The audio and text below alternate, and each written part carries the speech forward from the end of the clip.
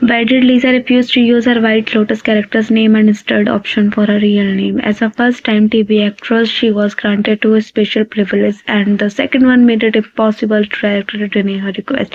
As a first-time TV actress, Lisa's role is quite unique, especially since her character's name is Lisa Manoban, which is identical to her real name. From the trailer, it's clear that her character has a significant connection to her main, which has left fans wondering, despite her success as a singer, why is her first TV role so special? In fact, Lisa had two privileges that other White Lotus actors did not have. First, she allows to shape her character persona and served as a consultant to her writers. Since being Thai, she had a deeper understanding of Thai culture and her values than the writers. Second, beyond her salary, she received an additional payment as the highest paid actor on the set. It was not just because she is a star, she was also responsible for teaching and guiding and helping the director find filming locations and scenes that reflected Thai culture. These contributions led director to offer her extra